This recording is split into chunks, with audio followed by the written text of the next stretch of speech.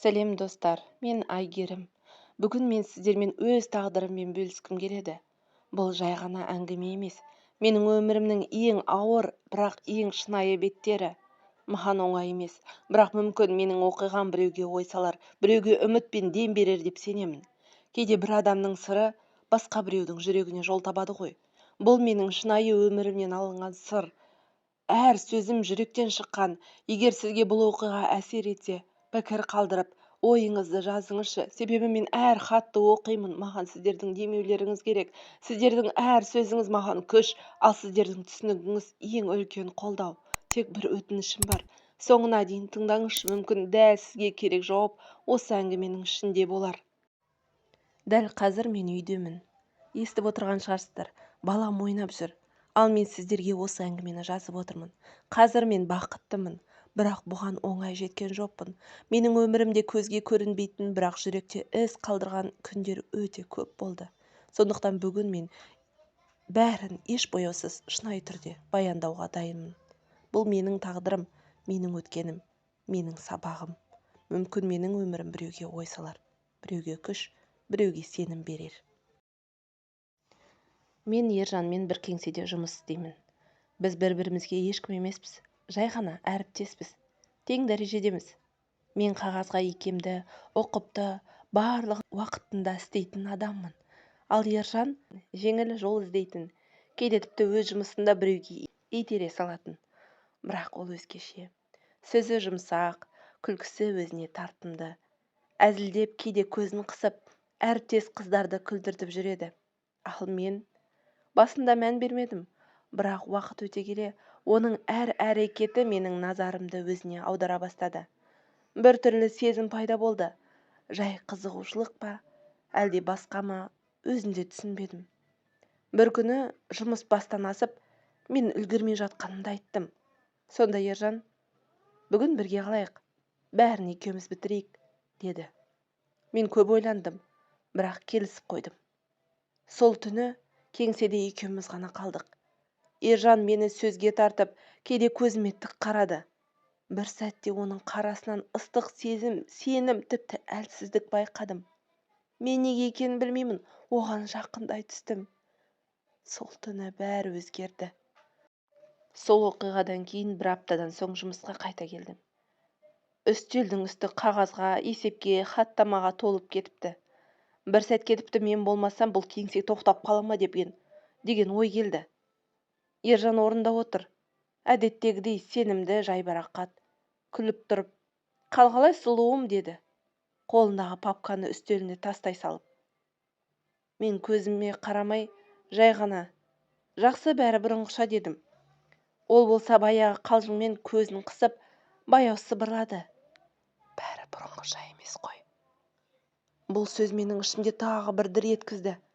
Кешегі сезім, сол түні болған нәрсе ойымнан кетер емес, бірақ өзімді ұстап, жұмысқа кірісуге тырыстым. Қағаздар көп, Ержанның да жұмыстарының біразын маған іліп қойған. Мен үндемедім, көмектескім келді. Бәлкім әлі де жақсылық күттім. 3 күн, 3 түн өтті. Мен жұмыстан ең соңғы болып шығам. Таңғы 8-де келем, түнгі 10-ға дейін отырам. Көзім қызарып, басым айналып, шаршау бойымды билей бастады. Бұл жай ғана шаршау шығар, деп өзімді жұбаттым. Бірақ 4-ші күні таңертең бәрі өзгерді. Көңілім жүріссіз, денем тітіркеніп, жүрегім айни берді. Басында суық тиген болар деп мән бермедім. Бірақ күннен күнге әлсізденіп бара жаттым. Бір күні Ержан кеңседен шығып бара жатып маған бұрылды. Айгерім, сен соңғы кездері бір түрлі жүрсің. Жүзің сұр, не болды? Мен басымды шайқадым. Ештеңе, жай ғана шаршадым. Ол иығымнан ұстап, жымиып, дем алып ал. Әйтпесе мен сені тағы жұмыстан босатып алам ғой, деді әзілдеп. Оның күлкісі мен үшін бұрынғыдай емес. Бұрын ол күлсе менің ішім жылитын. Ал қазір керісінше жүрегім ауырады. Өйткені мен білем, ол әркімге сондай жылы сөйлейді. Ол маған ғана емес, кеңседегі басқа қыздарға дәл сондай көз қараспен қарайды. Сол күні үйге келген соң айнаға ұзақ қарадым. Көзімнің астында көлеңке, өңім бозарған. Кеудемді бір қорқыныш биледі. Ертеңіне таңертең жұмысқа бара жатқанда басым айналып, баспалдақта талып қала жаздадым. Сол кезде алғашқы рет ой келді. Мүмкін менің жай ғана шаршаған жоқ шығармын. Түстен кейін дәріханаға кіріп тест алдым. Үйге жеткенше жүрегім дүрсілдеп, қолым дірілдеді. Жуынатын бөлмеге кіріп, терең дем алдым да бәрін жасадым. Секундтар өтті, минуттар өтті. Қолымдағы тестке көзім түсті. Бір емес, 2 сызық. Мен тоңып қалдым, уақыт тоқтап қалғандай. Бір сәтте бәрі есіме түсті. Сол түн, сол сөздер, оның күлкісі, менің сенімім. Жүрегім ауырды. Бұл мүмкін емес деп сыбырладым. Бірақ дәл сол сәтте ішімнен бір дауыс шықты. Ал енді не істейсің, Әйгерім? Қолымнан тест түсіп кетті. Еденге соғылған дыбыс жаңғырып кетті бөлмеде. Жауап жоқ, тек үнсіздік. Кешкісін Ержан жазды. Ертең кеңседе боласың ба? Маған сенімен 1-2 маңызды қағаз жөнінде сөйлесу керек. Мен экранға ұзақ қарадым. Терезенің сыртында жаңбыр жауып тұр. Саусағым телефон экранында тұрып қалды. Айтайын ба? Жауап жазуға батпадым. Жаңбыр тамшылары әнектен төмен сырғып барады. Мен өзімді сол тамшылардай сезіндім. Бір бағытсыз түсіп бара жатқандай. Осылайша менің өмірімнің ең күрделі кезеңі басталды. Бірақ бір сұрақ ішімде қалып қойды. Мен жай шаршағанмын ба? Әлде шынымен бе? Бұл 2 сызық қателік емес пе? Таң тағы атып келеді. Көзім іскен, ұйқы жоқ. Бір түнде менің өмірім төңкеріліп түсті. Қолымдағы тестке қараған сайын жүрегім тағы сыздап кетеді. 2 сызық. Бір кішкентай белгі, бірақ өмірімді толығымен өзгертетін таңба. Кеңсеге баруға қорықтым. Бірақ барам. Менің орным, менің тынысым сол ғой. Есіктен кіргенім сол еді. Ержан баяғыдай жайбарақат күлімдеп қарсы алды. Менің сенімді көмекшім келді ғой. Көңіл күй қалай? Мен үнсізбін, тынысым ауыр. Жарайды, үндемеш, түріңе қарасам бәрі айтылып тұр, деп күліп, тағы баяғы көзін қысты. Сол сәтте ішімнен бәрін айтып тастайын дедім. Мен сенен бала көтердім деп, бірақ тілім бармады, өйткені оның жүзінен ешқандай жауапкершілік көрмедім. Ол жай өмірді ойын көретін адам. Мен болсам, сол ойынның құрбаны болдым. Күн артынан күн өтуде. Мен өзімді жайсыз сезіне бастадым. Таңертең жүрегім айнып, иіс сезбеймін. Әйел адамның бұл жағдайдағы күйі қандай екенін дәл мен сияқты бастан өткермесе, ешкім түсінбейді. Бір жағында қорқыныш, екінші жағында үміт. Бір күні Ержан кабинетіне шақырды. Қолында жаңа келісім шарттар бар екен. Әйгерім, мынаны тез реттеп берші, кешке тапсыру керек. Мен ауыр басымды көтеріп үнсіз қағазды алдым. Бірақ басым айналып, орындықтан тұра алмай қалдым. Саған не болды? Деді ол жақындап. Жай басым айналды. Түсте дұрыс тамақ іш, әйтсе мен өзім апарып тастайын, деді баяғы еркелікпен. Оның дауысы бұрын маған жылулық сыйлайтын. Қазір тек ашу. Мен енді сезіп отырмын, ол тек өз пайдасы үшін жақын. Жұмысым, есептерім, қағаздарым, бәрін мен істеймін. Ал алғыс бәрі оған кетеді. Түстен кейін кеңседе шу шықты. Қыздар арасында сөз тарапты. Ержанның үйленгелі жүрген қызы бар екен, деді бірі. Мен орнымда қатып қалдым. Тойы жақында дейді әлгі қыз. Осы ғимаратта 2-ші қабатта істейді екен. Құлағым шыңылдап, жүрегім суып кетті. Мүмкін өтірік шығар, мүмкін басқа Ержан шығар. Бірақ дәл сол сәтте есік ашылып, ішке сол қыз кіріп келді. Көркем, сәнді киінген, көзі жайнап тұр. Ол Ержанның кабинетіне тікелей кіріп кетті. Ішімнен бір нәрсе үзіліп кеткендей болды. Қолымнан қалам түсіп кетті. Жүрегім ауырып, бір сәт орнымнан тұрып, дәлізге шықтым. Терең тыныстай алмадым. Қабырғаға сүйеніп тұрдым. Сол түні мен ұйықтай алмадым. Қолым ішіме барып, баяу сипадым. Кішкентай жүрек, сен кінәлі емессің. Келесі күні бәрін анықтау үшін бардым. Ол кабинетте еді. Мен кіруге батпадым, бірақ іштен күлкі, сыбыр, бір әйелдің нәзік дауысы естілді. Құлағымды есікке тақап едім. Олар күліп отыр. Олар бірге. Ол менің баламның әкесі, бірақ дәл қазір басқа әйелдің құшағында. Сол сәтте көзімнен жас ыршып кетті. Қолыммен аузымды жауып тынысымды әрең ұстадым. Есікке қарап тағы бір рет қарадым. Ол оның үстінде отырған қызды құшақтап күлді. Әлем айналып кеткендей болды. Мен артқа бұрылдым. Көзімнен жас сорғалап, жүрегім жұлқына соғып тұр. Жұмыстан шықтым. Қолымда бірақ ой. Енді бәрі бітті. Бірақ ішімдегі кішкентай өмір мені тоқтатпады. Ол өмір менің үмітіме айналды. Сол күннен кейін, сол күннен бастап мен бәрін үнсіз көтердім. Ержан менің бар екенімді ұмытқандай, ал мен оны ұмыта алмадым. Бірақ өмірде бір сәт келеді. Сол кезде бәрі өзгереді. Мен оны әлі білмесем де, дәл сол сәт жақындап келе жатқандай. Арада бірнеше апта өтті. Мен жұмысқа бармадым. Телефоным үнемі үнсіз. Кейде түн ортасында оянып, ішіме қолымды қойып тыңдаймын. Кішкентай жүрек соғып жатыр. Мен жалғыз емеспін.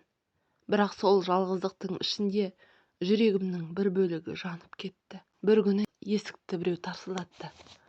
Көзімнің алды бұлдыр, денем әлсіз, бірақ орнымнан тұрдым. Есікті аштым. Ол Ержан. Көзінде өкініш пе, әлде жалған мейірім бе, айыра алмадым. Әйгерім, деді баяу. Даусы дірілдеді. Мен бәрін білем, саған ауыр болғанын түсінем. Мен үнсіз тұрып қалдым. Ол ішке кіріп, айналаға көз жүгіртті. Бөлмеде бала киімдері, дәрі-дәрмек, қағаздар.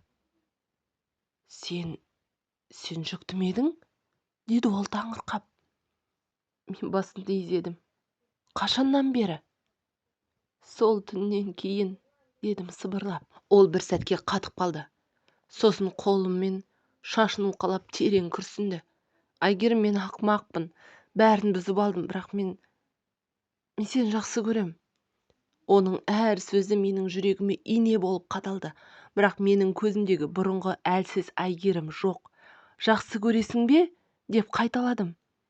Иә, сенсіз өмір сүре алмаймын. Мен күліп жібердім. Ал кешегі қыз ше? Ол үнсіз қалды. Жауап жоқ. Бөлменің іші тып-тыныш.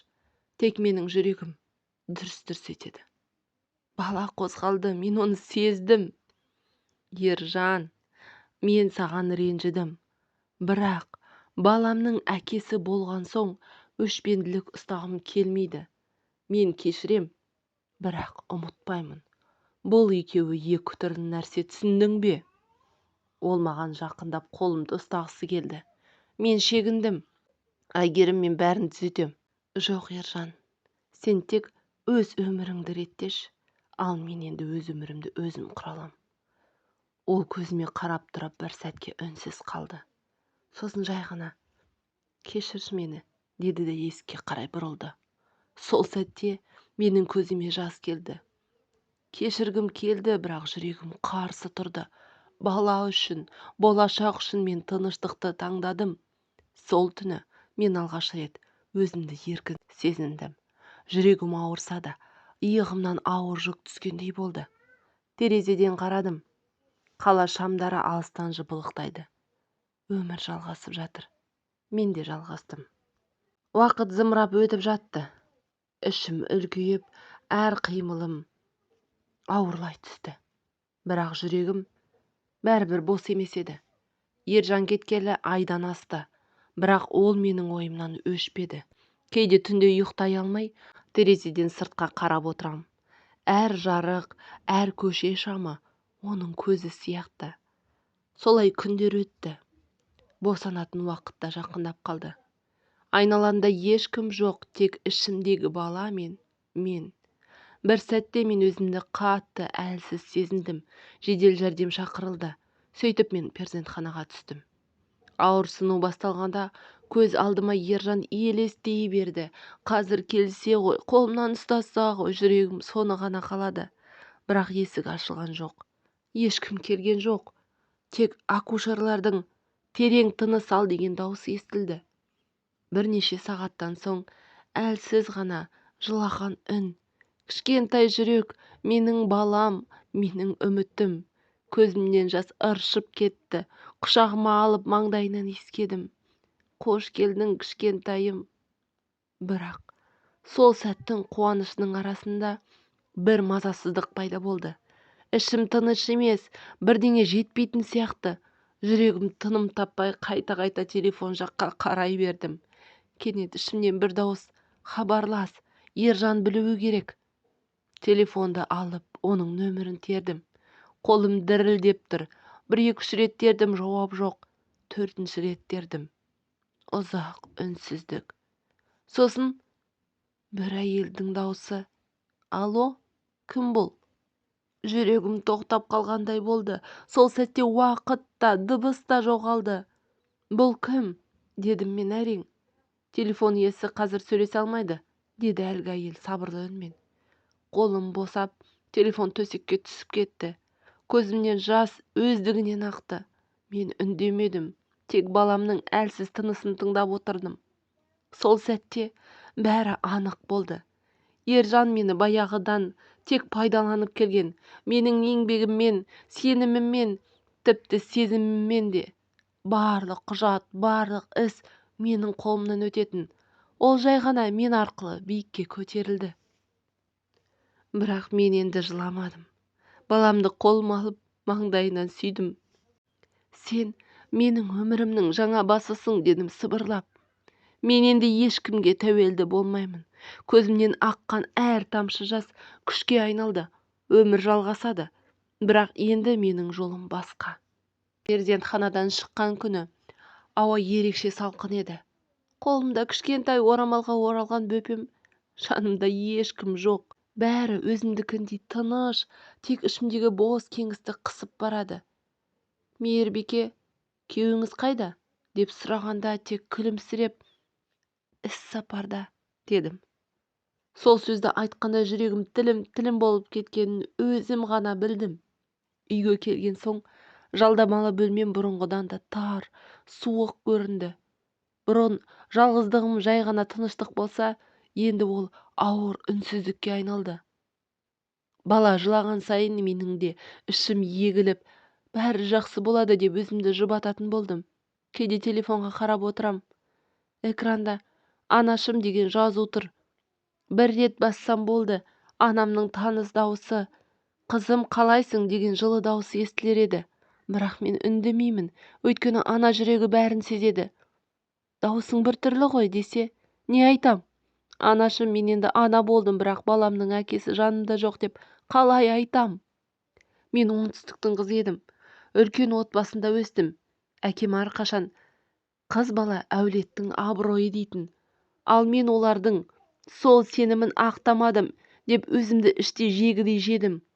Жұмыс бабымен батысқа кеткенімде бар өмірім осылай өзгереді деп ойламаппын. Енді таң сайын баламның көзінен өз өмірімнің мағынасын көрем. Ол кішкентай ғана жұдырығын қысып, маған қарап күлген сайын, көрдің бе, мен бармын ғой, дегендей. Мен бұрынғыдай әлсіз емеспін. Бұрын мен махаббат үшін өмір сүрдім, ал енді мен өмір үшін күресем. Түн ортасында баламды тербетіп отырып, кейде Ержан есіме түседі. Бірақ менің көзімнен жас емес, тек салқын үнсіздік ағады. Өйткені мен енді оны жек те көрмеймін, жақсы да көрмеймін. Ол тек өткеннің сабағы. Сіздер ойлайтын шығарсыздар, ата-анасы қайда, неге келмейді деп. Олар оңтүстікте, ал мен бәрін жасырып келем. Олар жақсы жүрсің бе, жұмыс қалай деп хабарласқанда, мен жай ғана бәрі тамаша деп жауап берем. Олар білмейді. Білсе, жүректері ауырлап кетер еді. Бірақ бір нәрсені анық түсіндім. Өмір кейде бәрін алып кетеді. Арманды, махаббатты, сенімді. Бірақ соның орнына бір ғана нәрсе береді. Күш. Мен енді сол күшпін. Мен енді әлсіз қыз емеспін. Мен анамын. Күндер өтіп жатты. Бір күні таңертең баламның жүзіне қарасам, Көздері дәл ержандікіндей күлімдеп тұр. Іштей бір мұздай ауыр сезім мен жылы мейірім қатар ұйқасып жүрегімнен өтті. Жоқ, мен өткенмен өмір сүре алмаймын дедім өзіме. Сол күні айнаға ұзақ қарадым. Бұрынғы әлсіз көзімнен өмірдің нұры өткен әйел енді жоқ. Көзімде жаңа бір от пайда болған. Мен қайтадан өзімді іздеп тапқым келді. Баламды көршіме қалдырып, бұрынғы кеңсеге бардым. Есіктің табалдырығын аттағанда жүрегім дір ете қалды. Бәрі сол күйі. Қабырғада таныс суреттер, үстелде қағаздар. Бірақ бір нәрсе өзгерген. Ол мен. Ержан ол жерде жоқ екен. Айтуларынша ол басқа жаққа ауысып кетіпті. Жұмысқа қайта қабылдағанымда ішімде бір тыныштық орнады. Мен енді жұмысқа тек ақша үшін ғана емес, өзімнің өмірім үшін келдім. Бірнеше ай өтті. Мен бұрынғыдан да мықты болдым. Бәрін өзім істеп үйрендім. Баланы бағып та, үйде де ұстап, жұмысымды да уақытында бітіріп жүрдім. Әр кеш сайын терезе алдында отырып, ішімнен мен жасай алдым деп қайталаймын. Бір күні кабинет есігі ашылды. Ішке жаңа әріптес кірді. Ұзын бойлы, сыпайы, көз қарасы жылы. Ол маған қолын созып, сәлеметсіз бе? Мен жаңа бөлім басшысымын. Айгерім сіз бе? Сіздің аты жөніңізді көп естідім. Мықты маман дейді ғой, деді жымиып. Сол сәтте жүрегім бір сәтке тоқтап қалғандай болды. Бұл жолы мен асықпадым, сенбедім, тек жымиып жауап бердім. Иә, менмін, рахмет. Ішімде кішкентай үміт қана қайта жанғандай еді.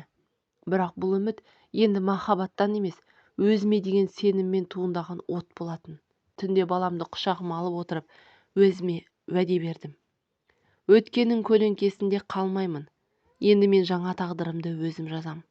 Және дәл сол сәтте сездім, менің жаңа өмірім басталды. Махаббат емес, еркіндік пен сенімнің өмірі. Көктем еді. Кеңседегі терезелерден күннің нұры төгіліп, бәрі бір түрлі жылы, тыныш көрінді. Жаңа басшымыз Мұрат. Ол келгеннен кейін ұжым бір серпіліп қалды. Жұмысқа деген көзқарасы да басқа. Бәріне сыпайы, байсалды сөйлейді. Бірақ мені ерекше көзқараспен қарайтынын сезем. Бір күні ол менің үстеліме жақындап, Айгерім, сізбен бірге бір жоба жасап көргім келеді. Сенімді адам керек, деді. Дауысы тыныш, көзқарасы жылы. Бірақ жүрегімде бір сәт дүрс ете қалған сезім пайда болған сияқты болды. Мен бірден сақтандым. Өткеннің көлеңкесі әлі де мені толық босатпаған. Жоқ, мен енді ешкімге сеніп, өзімді жоғалтпаймын, деп өзіме уәде бергем. Сол күннен бастап, біз жиі бірге жұмыс істей бастадық. Мұрат менің пікірімді тыңдайды, кеңес сұрайды, ешқашан дауыс көтермейді. Ол менің еркелігімді емес, еңбегімді бағалайтын. Бірақ кейде оның көзінен бір ерекше мейірімнің ұшқыны байқалып кетеді. Бір түні жоба дайындап отырып, бәрі кеңседен кеткен соң, екеуміз ғана қалдық. Мұрат маған қарап, сіз өмірде көп нәрсе өткерген сияқтысыз, деді. Мен үнсіз қалдым. Кейде көздеріңіз сөйлеп қояды. Мықты, бірақ шаршаған көз. Мен күліп, бәріміздің өмірімізде іздер бар ғой, дедім жай ғана. Ол бір сәт үндемей тұрып, Айгерім, сіз өзіңізді ұмытып қалған сияқтысыз. Ал мен сізге сенуді үйреткім келеді, деді сыбырлап. Сол сәтте жүрегім шым етті. Бірақ мен бұл жолы сезімге ерік бермедім. Мұрат, мен енді жүрегімді біреуге тапсыруға қорқамын, дедім. Ол жай ғана жымиып, онда мен асықпай күтем, деді де есікті ашып шығып кетті. Сол түні ұйықтай алмадым. Кеудемде бір жұмбақ тыныштық. Бұл жолы жүрегім ауырған жоқ, керісінше жеңілденгендей болды. Мүмкін бұл екінші мүмкіндік шығар. Бірақ мен оны тек бір нәрсе үшін қабылдаймын. Өзімді қайта тану, өзімді қайта сүю үшін. Сол түні өзіме тағы бір рет сыбырлап айттым. Бұл жолы мен ешкім үшін емес, өзім үшін өмір сүрем. Арада біраз айлар өтті. Жаздың жайма шуақ таң еді. Мен пойыз терезесінен сыртқа қарап келем. Даладағы әр бұта, әр төбе менің балалық шағымның ізі. Кеудемде толқу, қорқыныш, қуаныш бәрі аралас. Балам тіземде ұйықтап отыр. Ал қарсы орнымда Мұрат. Ол менің қолымды ұстап, уайымдама, бәрі жақсы болады, деді сабырлы үнмен. Мен басымды изедім. Жол бойы ойымда бір ғана нәрсе: ата-анам. Олар мені кішкентайынан айдай сұлу, ақылды қызымыз дейтін. Ал мен олардың үмітін ақтай алмадым деп талай түн көз жасымды ішке жұтып өткіздім. Бірақ мен енді оларға өкініш емес, немере бара жатырмын. Пойыз тоқтады. Вокзалдағы таныс иіс, таныс дауыс. Анам мен әкем алыстан-ақ көрінді. Анам қолын көзіне қойып, мені көрген сәтте жүгіріп жетті. «Әйгерім, қызым!» деді дауысы дірілдеп. Мен еңкейіп, қолындағы сөмкемді түсіріп, анамды қатты құшақтадым. Көзімнен жас емес, жеңілдік ақты. Әкем үнсіз тұрды. Бірақ оның көзінен де бәрі түсінікті еді. «Әке», дедім сыбырлап. Ол жақындап келіп, кішкентай немересін қолына алды. Кішкентай бала күліп жіберді. Сол күлкі әкемнің жүрегін ерітіп жіберді де, ол маған қарап: «Бәрі бітті, қызым. Бастысы амансыңдар», деді. Мұрат сәл артта тұрып, бәрін үнсіз бақылап тұрды. Әкем оған қарады да басын изеді. «Сен менің қызымды түсінетін адам сияқтысың», деді. Мұрат сыпайы жымиып: «Мен оны ешқашан ренжіспеймін, аға», деп сенімді үнмен айтты. Сол сәтте менің ішімде бірде-бір қорқыныш қалмады. Бәрі орнына келгендей болды. Ата-анам, балам, мен және жанымдағы сенімді адам. Кешке бәріміз дастархан басында отырдық. Анам баланы бауырына алып, алғашқы немерем ғой деп көз жасын тыя алмай отыр. Мен оларға бар шындықты айттым. Ауыр сәттерді де, жалғыз түндерді де. Бірақ олар мені кінәлаған жоқ. Керісінше анам маған қарап: «Бәріміз сүрінеміз ғой, қызым. Тек қайта тұра алсақ болды. Ал сен соны істедің», деді. Ол түні мен алғашқы рет тыныш ұйықтадым. Кеудемде қорқыныш емес, тыныштық. Жанымда Мұрат пен балам. Ал есік алдында мені әлі де жақсы көретін ата-анам. Мен көзімді жұмып сыбырлап айттым: «Бәрі бітті. Мен енді жаңа өмір бастадым». Осылай Әйгерімнің хикаясы қайғыдан күдікке, күмәннан мықтылыққа, жалғыздықтан махаббат пен отбасына айналды. Бұл оқиға менің өмірімнен алынған. Мен сендім, шын сүйдім. Бірақ сол бір түн мені мүлде басқа адам етті. Кейде бір сәт бәрін өзгертеді. Сеніміңді, өміріңді, тағдырыңды. Егер осы оқиға сіздің де жүрегіңізге жетсе, пікір қалдырыңыз. Себебі мен әр хатты оқимын. Бұл менің тағдырымның ең шынайы беттері. Достар, осы бір әңгімеден кейін маған талай хат келді. Өмірде қаншама тағдыр, қаншама ауыр сыр барын ұқтым. Сол хаттардың ішінде жүрегінде сақтап ешкімге айта алмай жүрген жандардың шынайы мұңдары жатыр. Жақын сырласары, кеңес берер адамы болмаған соң, мені жасырын сырлар мекені деп қабылдап, ішіндегісін ақтарғандар қаншама. Сол себепті мен осындай шынайы өмірден алынған оқиғаларды сіздермен бөлісуді жалғастырамын. Бұл тек жай ғана әңгіме емес, бұл өмір, бұл сабақ, бұл жанға демеу. Арнама қосылып қойыңыздар. Нағыз өмірлік сырлар мен тағдырлар тек осы арнада. Мүмкін сіз дәл осы жерден өзіңіздің жауабыңызды табасыз. Сондықтан үміт артқан жандарға қолдау көрсету үшін пікір қалдыруды ұмытпаңыз. Ойларыңыз, кеңестеріңіз біреудің өмірін өзгертетін құнды сөз болуы мүмкін. Бұл жерде ешкім ешкімді танымайды, бірақ әр пікір бір жанға демеу, бір тағдырға бағыт. Сіз қалдырған бір ауыз сөз бір адамның үміті болуы мүмкін. Сондықтан жүрекпен жазылған әрбір пікір бағаланып, оқылып ескеріледі. Бір-бірімізге жан жылуын сыйлайық. Тыңдаушы көп, бірақ шын қолдаушы аз. Сол аздың қатарында болайық. Сондықтан Айкерімнің әңгімелері жанға жылу арнасын жоғалтып алмас үшін міндетті түрде төмендегі подписаться батырмасын басып бізбен бірге болыңыздар.